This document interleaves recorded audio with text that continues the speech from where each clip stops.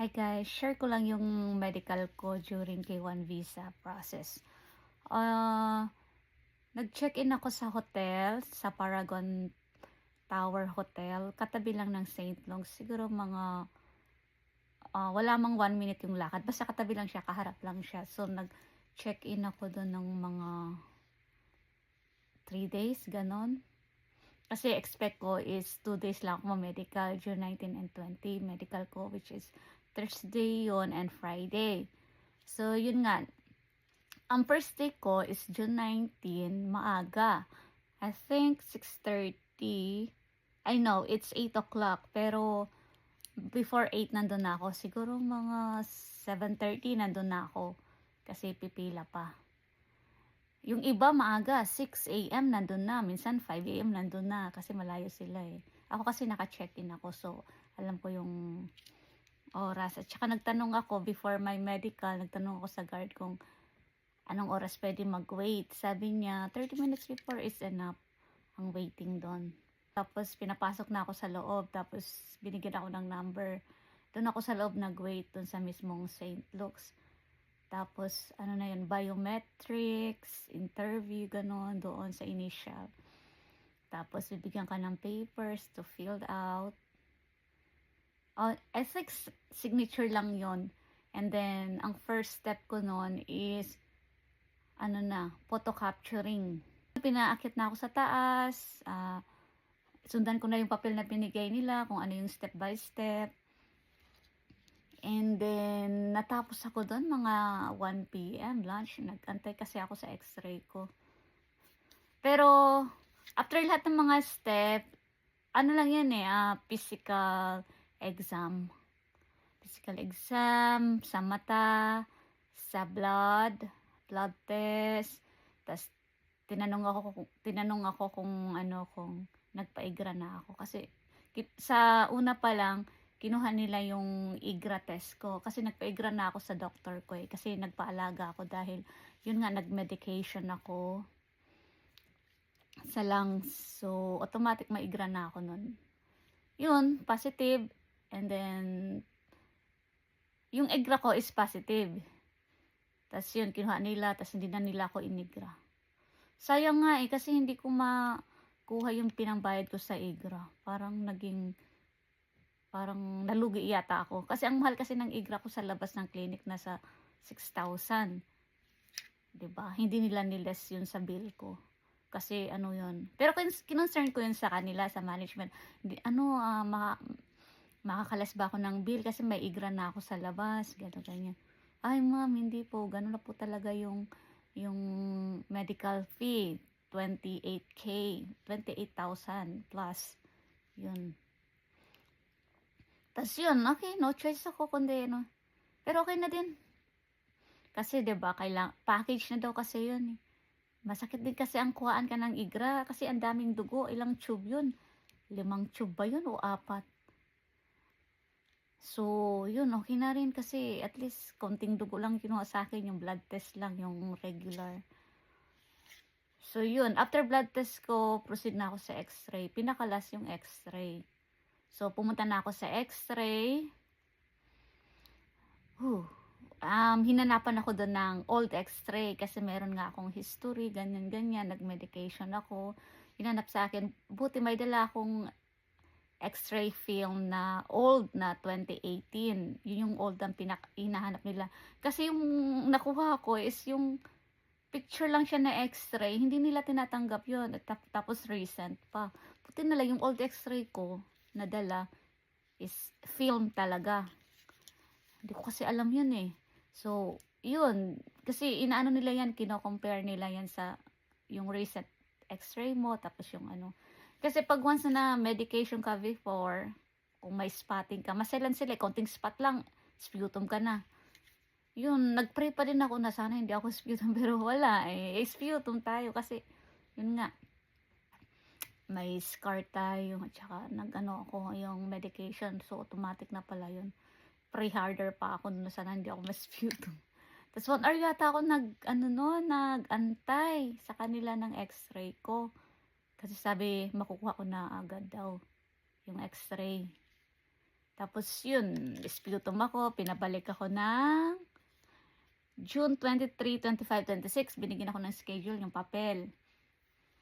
Yun, wala pa din yung pray harder ko. Pero okay lang kasi automatic na rin naman daw yun. Tsaka, ano, sinabi sa akin, may nakita daw sa x-ray na spot, ganyan, ganyan. Ganun po ba? Yun. Natapos ako 1 day lang. Kasi ang second day, expect kong second day is immunization na. Hindi man ako cleared. So, sputum ako. Pinabalik ako pagka next week. So, umuwi muna ako ng Pampanga kasi pumunta ako mga 6 o'clock. Ang haba na ng pila, guys. Grabe, na-shock talaga ako. 6 o'clock pa yun, ha. May pila din sa labas. Tapos, yun, may ano sila batch-batch bago ka papasukin sa loob Tapos sa 3rd floor, ay hindi, sa pinaka 6th floor ba yun o 5th floor? Pinaka rooftop nila. Doon yung sputum. So yun, may pila doon sa sa 4th floor. Kasi doon sa 6th floor, yan sila. Hindi pwedeng crowded. Batch by batch talaga. Mga ilan lang yung pinapasok nila. Kasi may numbering yan So yun, medyo late ako doon ng first day ko. Pagka second day ko, inagahan ko na mga before 6. Yun, medyo nauna na ako sa pila. O pagka third day ko, mas lalo ko pang inagahan. Ayun, kaya mabilis ako natapos. So, yun, ang sputum doon sa rooftop is talagang pilitin mo talaga kumuha ng plema doon. Nahirapan talaga ako, guys. Parang ang hirap kumuha ng plema kasi hindi ako na naanuhan ng plema, nalalabasan. So, tinuruan kami yung parang sponge down, yung lungs natin, kailangan hingang malalim, breathe out, yung ganon. Which is nakakakuha naman. Tapos, cup harder. Yung parang umubo ka ng malakas, hugutin mo talaga siya. Which is okay naman, ganon naman. Kasi meron dun sa upuan mo doon, sa cubicle mo, sa sputum. Meron dun instruction na, inhale, pigil hinga ng mga 3 seconds or 5 seconds ba yun? Tapos, huminga ka sa bibig, ilabas mo yung hinga mo sa bibig, wag sa ilong. Nung first day kasi sa ilong guys, sabi ko, ba't kaya wala akong nailalabas? So, kaya hindi ko masyadong nabasa yung tawag dyan, yung instruction nila. Ang hirap talaga mag-sputum, guys, kasi ang hirap makalabas ng plema. Pero pipigain ka talaga nila, tuturuan ka nila paano maglabas kasi yung lungs daw natin parang sponge yan. Sponge, yung panghugas ng plato, nagre-release talaga yan ng plema. Kung pilitin mo, tapos umupo. Yung barang hinga malalim, labas sa bunganga, yung hininga mo, yung pag sa ilong. Nakaka-release ka pala ng noon, ng phlegm. Basta parang 3 or 5 times mo siya. Tapos cup harder yun. Makalabas ka ng phlegm nun. Tapos buti na lang, hindi mo siya pupunin yung tube. Konti lang, like, makaano ka lang ng ganyan ka, ano ba yun? 15 mm ba yun? Basta sobrang konti lang na plema ang kinukuha nila. Kasi ititest lang naman yan nila So, kaya may sa akin, lockdown na 1 day kasi holiday sa 24. Kaya, June 23, 25, 26. So, 24 is holiday. So, yun. Tapos, nung natapos ko na yung sputum ko, pinabalik ako kinabukasan. Pagka 27, yun yung 4th day ko. Kasi, 3 days yung sputum, di ba? May 4th day niyan, magre-report ka ulit pagka 4th day. So, doon ka ma-evaluate. Evaluation yun, sputum evaluation. Sa akin, na-evaluate ako ng doktor. Kinakabahan talaga ako kasi baka mamaya positive wag naman. Yun, buti na lang negative. Yun, doon ko nalaman na negative ako sa sputum. Tapos, in-interview ako ng doctor, pulmon doctor na ito yung x-ray mo before. Yun, sinave nila yung copy na x-ray film ko. Ito yung x-ray mo dati. Ay, hindi pa nila binigay yata nun yung x-ray ko. Yung x-ray ko yata yung pinakita nila. Na, ito, ganyan, na wala akong TB bacteria, na gano'n, na na safe ako sa tuberculosis. Alam din naman kasi nila na naggamot na ako nung 2021, naggamot ako ng 6 months. Kasi, parang ako na, ang tawag doon, na-expose ako. Kaya naging active yung TB bacteria ko. Nung nag-work ako, pinag-medication ako. Buti na lang, nag-medication ako that time. Kasi, wala pa akong idea no, na aalis ako, nakukunin ako ni Jeff, at saka yung na mahigpit sila sa TB tuberculosis. Yan, buti na lang yung work ko talaga, in-advise ako na i-medication. Ay, thankful talaga ako sa company ko na yun. Tapos yun, nagpaalaga na ako simula noon, after medication, vitamins, tapos regular check-up. Yan.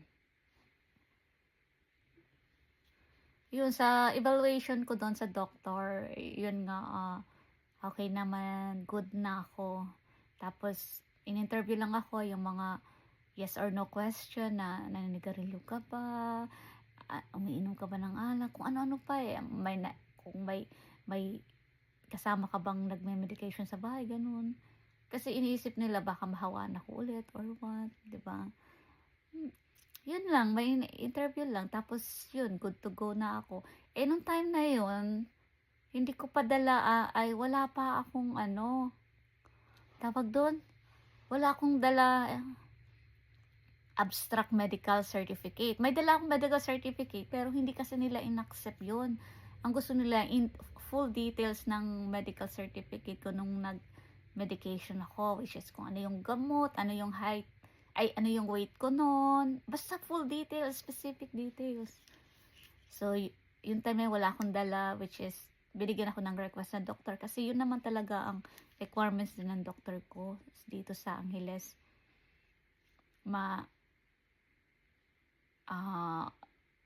Gusto nila ng request for abstract, mga ganun. Ang dahil pang ka-exam. Di na lang binigyan ng specific details. Kasi umpisa pa lang, bago ako nag-sputum or nag-medical, humingi na ako ng full specific details. Kasi nag-research ako na kailangan ng specific details ng medication. Ayaw bigyan ng doktor ko kasi kailangan pa daw ng request ng St. Luke's. Ganyan. Sayang na yung pinayad kong, mahal pa naman, 700 pa naman yung visit ng doktor. Kainis talaga, sayang. Pero okay na, ganun talaga. Galit na galit nga yung fiancé ko noon, na husband ko na ngayon. Gusto nila yung pera-pera lang. Diyos me, yung marimar. Tapos, yun, after ko ng evaluation, uwi na ako sa Pampanga.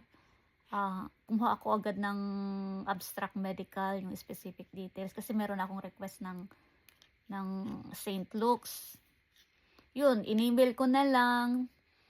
Tapos yun, pagka-email, pagka Monday nun, in-email ko kasi weekend. Pagka Monday nun, na-receive na nila, and then, good to go na ako. I mean, immunized na ako, immunization na. July 1, nag-immunization ako nung interview ko din, mismong interview ko, after ng interview ko kasi sa US Embassy, is 6:30 a.m. July 1. So, natapos ako sa embassy is 7 o'clock. Bilis lang yung interview ko. And then, tumawag si St. Luke's na, "Ma, immunize ka na po today," ganyan. What time ka available? Sabi ko, available na po ako ngayon, mga 11 a.m. po, pahinga lang po ako saglit, kasi sabi ko, kagagaling ko lang ng interview. Yun, pumunta ako sa St. Luke's ng lunchtime, 11. Yun, nag-antay ako ng 1 hour para mabaksin. Tapos afternoon, ang daming tinurok sa akin, grabe guys. Dalawa dito, meron pa sa legs, tagdadalawa. Dalawa ba yun? Tag-iisa. Basta, ang dami, buong katawan. Basta 5 vaccine yun, tinurok sa akin.